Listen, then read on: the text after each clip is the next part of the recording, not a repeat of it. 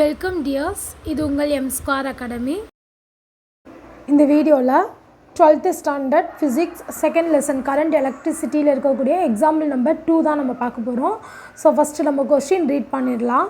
If an electric field of magnitude 570 Newton Coulomb inverse 1 is applied in the copper wire, find the acceleration experienced by the electron. So கொஸ்டினில் என்ன கொடுத்துருக்காங்க, ஒரு electric ஃபீல்டை நம்ம எடுக்கிறோம். ஓகேவா, அந்த எலக்ட்ரிக் ஃபீல்டுக்குள்ளே நான் ஒரு காப்பர் ஒயரை நான் ப்ளேஸ் பண்ணுறேன் அப்படின்னா அந்த காப்பர் ஒயரில் இருக்கக்கூடிய ஒரு எலக்ட்ரான் எக்ஸ்பீரியன்ஸ் பண்ணக்கூடிய ஆக்ஸலரேஷன் என்ன அப்படின்னு கேட்டிருக்காங்க. ஸோ அப்போது நீங்கள் கொஸ்டினில் பார்த்தீங்கன்னா உனக்கு ரெண்டு குவான்டிட்டி தான் கொடுத்துருக்காங்க. ஒன்று எலக்ட்ரிக் ஃபீல்டு கொடுத்துருக்காங்க, கிவனில் எலக்ட்ரிக் ஃபீல்டு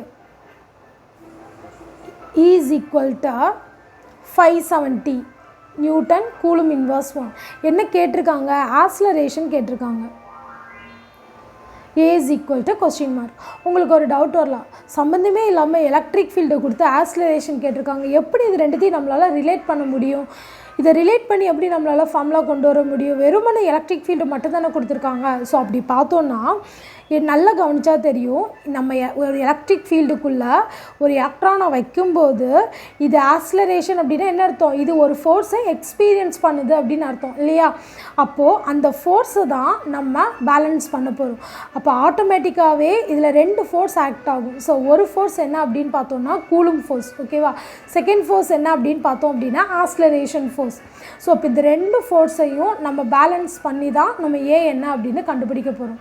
அப்போ எலக்ட்ரான் மூவ் ஆகக்கூடிய ஆக்ஸலரேஷன், அப்போது அந்த ஆக்ஸலரேஷன் ஃபோர்ஸுக்கான formula F is equal to M into A. அதே மாதிரி கூலும் ஃபோர்ஸ், அந்த எலக்ட்ரிக் ஃபீல்டுனால எலக்ட்ரானுக்கு இருக்கக்கூடிய கூலும் ஃபோர்ஸுக்கான formula FC is equal to, இதை நம்ம எப்படி கண்டுபிடிப்போம், கூலும் ஃபோர்ஸ் எப்படி கண்டுபிடிக்கிறது, நம்ம ஆல்ரெடி ஃபஸ்ட்டு லெசன் எலக்ட்ரோஸ்டாட்டிக்ஸில் உங்களுக்கு நீங்கள் படிச்சிருப்பீங்க. Electric field is equal to coulomb force divided by சார்ஜ்னு ஒரு ஃபார்முலா இருக்கும் இல்லையா. ஸோ அப்போ அந்த ஃபார்முலாவில் இருந்து தான் F is equal to E into Q அப்படின்னு எடுக்க போகிறோம். இங்கே Q நம்ம போட போகிறது இல்லை, ஈன்னு போட போகிறோம். ஏன் ஈன்னு போட போகிறோம், அவங்க வெறுமனே சார்ஜுன்னு கொடுத்துருந்தாங்கன்னா நம்ம Q போடலாம். பட் ஆனால் அவங்க கொடுத்துருக்கிறது தெளிவாக கொடுத்துட்டாங்க, எலக்ட்ரான் அப்படின்னு தெளிவாக கொடுத்துட்டாங்க. ஸோ அப்போ அதனால தான் நான் இந்த Qக்கு பதிலாக நான் ஈனே சப்ஸ்டியூட் பண்ணுறேன். நீ கேட்கலாம், மேம் அதை நம்ம ஈனே வச்சிடலாம், Qனே வச்சிடலாமே, எதுக்கு நீங்கள் ஸ்பெசிஃபிக்காக ஈன்னு மென்ஷன் பண்ணுறீங்க, ஏன்னா ஈயும் சார்ஜ் தான் Qவும் சார்ஜ் தானே அப்படின்னா கண்டிப்பாக கிடையாது. Q is equal to N into E. ஏன்னா n நம்பர் ஆஃப் எலக்ட்ரான்ஸ் அப்படிங்கிறது தான் Qங்கிறது n நம்பர் ஆஃப் எலக்ட்ரான்ஸ் இல்லையா. அப்போ n இன்ட்டு E, அப்போ அது அவங்க தெளிவாகவே எலக்ட்ரான் கொடுத்ததுனால நான் இந்த இடத்துல Qக்கு பதிலாக E அப்படின்னு சப்ஸ்டியூட் பண்ணுறேன். ஸோ அப்போ F is equal to coulomb ஃபோர்ஸுக்கான formula F is equal to electric field into charge. இப்போ இந்த ரெண்டுத்தையும் நான் ரிலேட் பண்ண போகிறேன். இப்போ பாருங்கள், M into A is equal to E into E.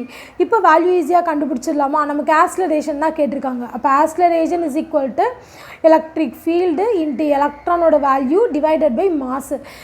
அப்பவும் நீங்கள் கேட்கலாம், மேம் அப்போ E தானே கொடுத்துருக்காங்க, இது ரெண்டும் நம்ம எப்படி கண்டுபிடிக்கிறது அப்படின்னா, இது ரெண்டுமே கான்ஸ்டன்ட் வேல்யூ. என்ன கான்ஸ்டன்ட், இது சார்ஜ் ஆஃப் எலக்ட்ரான். அப்போ சார்ஜ் ஆஃப் எலக்ட்ரானுக்கான வேல்யூ 1.6 இன்ட்டு 10⁻⁻19 கூலும், ஓகேவா. அதே மாதிரி மாஸ் ஆஃப் த எலக்ட்ரானோட வேல்யூ கான்ஸ்டன்ட்டு 9.11 இன்ட்டு 10⁻31 kg, ஓகேவா. ஸோ அப்போது நமக்கு எலக்ட்ரிக் ஃபீல்டு தெரியும் 570 நியூட்டன் கூலும் இன்வர்ஸ் 1, E தெரியும் 1.6 இன்ட்டு 10⁻19 கூலும், மாஸ் தெரியும் 9.11 இன்ட்டு 10⁻31 தெரியும். ஸோ அப்போ இது எல்லாத்தையும் நம்ம ஃபார்முலாவில் சப்ஸ்டியூட் பண்ண போகிறோம். அப்போ A is equal to electric field 570 into Eயோட value 1.6 into 10⁻19 divided by mass 9.11 into 10⁻31.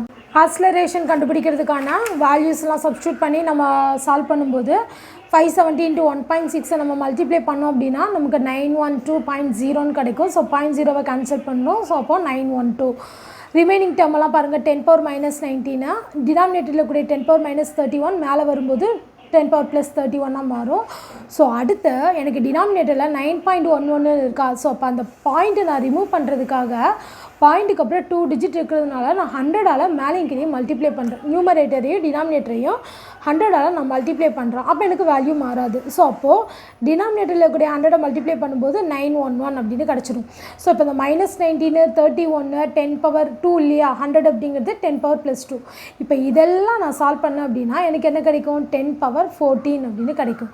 So இப்போ இந்த 912ஐயும் 911ஐயும் நான் டிவைட் பண்ணும்போது எனக்கு என்ன கிடச்சிருக்குன்னு பாருங்கள், 1.001ன்னு கிடச்சிருக்கு. ஸோ அப்போது எனக்கு ஆக்ஸலரேஷனோட வேல்யூ 1.001 × 10 பவர் 14. ஆக்ஸலரேஷனுக்கான யூனிட் என்னது, ms இன்வர்ஸ் 2. ஸோ இதுதான் இந்த சம்மில் கேட்டிருக்கக்கூடிய எலக்ட்ரானோட ஆக்ஸலரேஷனுக்கான வேல்யூ. தேங்க்யூ.